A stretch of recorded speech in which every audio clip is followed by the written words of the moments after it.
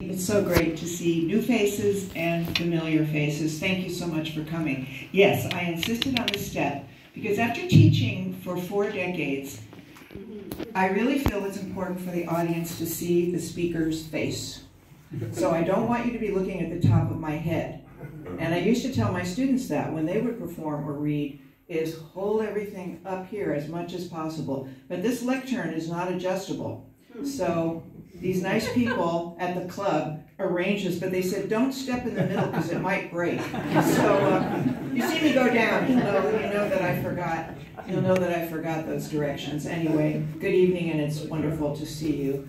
Thanks first to the United Arts Club for having me here this evening, and to Dermot Barrett, who is here in the audience. In the back there, he is waving. Art historian, a colleague and friend of mine for many years, who initiated the plans for me to be here from the very start.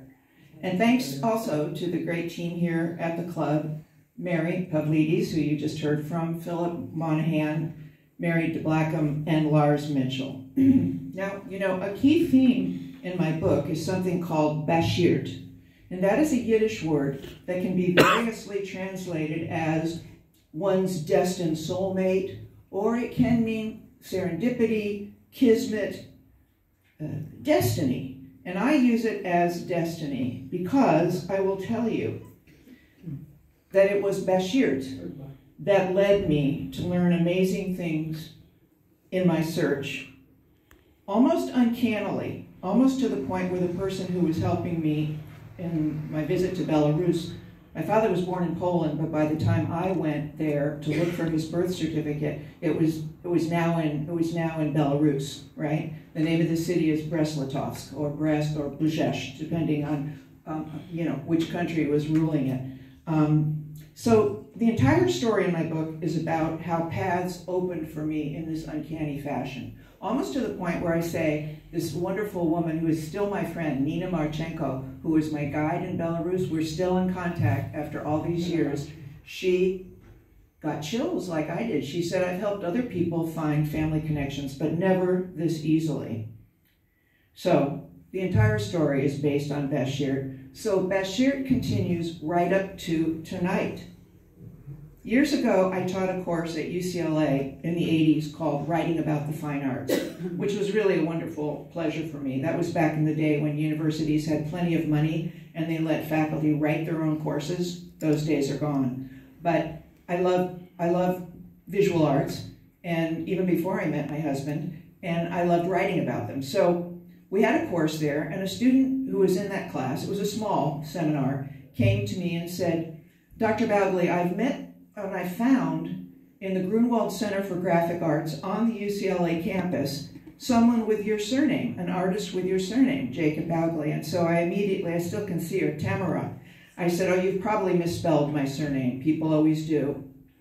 She said, no, I know how to spell your name. And she said, these are scenes from Poland and Palestine. So I knew right then, bingo, this has to be a relative of mine. So that is what led me to begin the search for the artist Jacob Balgley, whose painting is on the cover of my book, Letters to My Father, Excavating a Jewish Identity in Poland and Belarus. I mean, it went to the point where a cousin of mine in New York received a letter, a very plaintive, poignant, moving letter from a woman called Rachel Blanc Balgley saying, I am in New York, I'm looking in the phone book, and I see you have the same surname as I do. All my family has been annihilated in the Holocaust, and I'm hoping we can make connection. So my cousin David immediately wrote back to her. This is before, the internet and so forth. So he wrote back, we never heard from her. So a friend of mine was living in Paris at the time. He went to the address to try and find Rachel, because Rachel was the daughter of Jacob Balgley. No luck. So we were never able to reach Rachel in spite of that letter that she'd written. But hold on. bashirt continues, because tonight, I want to introduce you to my relatives who I am meeting face-to-face for the first time here in Ireland. They're from Germany. It is their first trip to Ireland. They are the direct descendants of Jacob Balgley, and both mother and daughter are wonderful painters. I want to introduce them. Sorry. So, We have from Cologne, Lydia Shigamon. Look up her paintings online, wonderful. Her husband, Michael Schneiderman. They don't speak English that much, but they speak Russian with a daughter who translates it for us, and their daughter, artist Lena Schneiderman. I also want to recognize my husband over here, the artist John Redikowski, a longtime member and exhibitor here. Okay, so, and then all the other wonderful people who are here, who are too many to be mentioned, but I'm so grateful to all of you for coming. You know, preservation of story, with a capital S, story, this is at the heart of what my book is about. I think that actually it might be hardwired in people, in human beings. Our urge to actually find out where we're from, to preserve the stories of our families, our neighborhoods, of our nations, all in an effort to find out what our own story is. That effort so fundamental that the drive might even be unconscious. Learning where we belong, where we come from, to somehow plumb the depths of our origins, our beginnings, and those of our ancestors, where we fit into a story, and a need for, the instinct for understanding, and sometimes for recovering, as in my case, our own individual identity. After 4 decades of teaching, during which time I traveled to Poland a number of times, having lived there as a Fulbright professor for 2 years during the communist period, and then later to Belarus to finally lay hands on my father's birth certificate, I turned to writing this book. Let me be honest. It was difficult to integrate childhood memories, hidden stories, veiled secrets. These, with the later years actually residing in communist Poland and teaching so-called ethnic American literature, a challenge to connect the subterranean feelings about my own identity and what I found in Poland and Belarus. And as Mary said, my mother was not directly from Sligo, but the O'Haras, of course, are from Mayo and Sligo, and we were able to learn that Patrick and Mary O'Hara, with their 1-year-old son, Michael, came in 1840 from, we believe, Ballina. Did I say it right? Dermot is my eternal editor, and he's very good at it.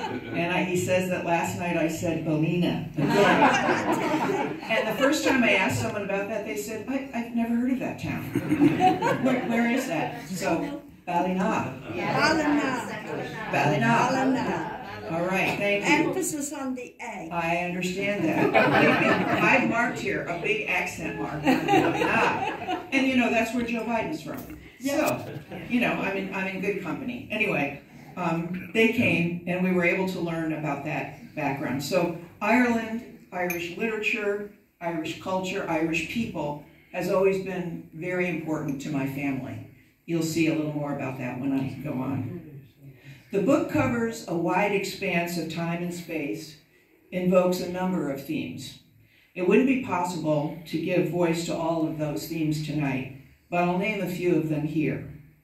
The childhood relationship to the parent, the need to remove the veil of family secrets, the evolution of writing in my life from an early age, the scourge of anti-Semitism, and then, as I mentioned, Bashirt, that mysterious connection made to a world previously unseen. And I think, too, that the book is timely, given its focus on that part of the world geographically and historically connected to Ukraine. I've selected some passages to share with you tonight with the hopes that you'll be moved to read the book, and suggest we wait to the last for questions and answers and discussion. And as Mary said, the book is available tonight. Unfortunately, or fortunately, depending on your point of view, they sold out last night. I schlepped all these books on the train in a huge suitcase, my husband having to handle this thing like bricks, and they sold more than we thought, so we thought we'd have enough. But if you want a book, it can be purchased tonight, and it will be here at the Arts Club for you in a matter of weeks. That's going to be in the bar, I'm told. Okay, so first I think it's important just to read the introduction to the book because it provides a context for understanding the rest of the readings. And the other thing is, it's really hard to choose which passages to read to an audience. And in the readings that I've done, I vary it, depending on who I'm speaking to. So it may be that we just have to cut me off, that it's gone too long and your tushes are getting sore and your minds are getting bleary. So then I'll ask you, and I may end. I may not read all of them that I plan to. But here's the introduction. My father died on October 4, 2014. He was 102 years old. My 3 siblings, Michael, Janie, and Lisa, were at his bedside. I was not. I was in Europe. Somehow over time, my father and I had exchanged places. I was regularly in the old world from which he had come, he in the new. I realized it was a risk to be out of the country given his age, but so much of my life had been influenced by my father that I told myself I should go ahead with my plan to be in Europe anyway. Still, it was strange I shouldn't be there. The daughter who had spent so much of her life seeking out his story so that her own could be told. And his story, veiled as it was, revealed a life began as a Jew in Poland in 1912, a shtetl existence of extreme poverty, hunger, and the absence of a father. The arduous journey he, his mother, and 3 siblings made to the U.S. was in 1920. He mercifully escaped the Shoah, the Hebrew word for Holocaust, though many of his and my family did not. Not long after his arrival, he made a decision to turn his back on his Jewish identity. Later, he sought even to bury the place of his birth, responding with New York when asked. Some argue it's understandable, an American story of assimilation, a reasonable choice given the danger he had experienced and from which he wanted to protect himself and his family.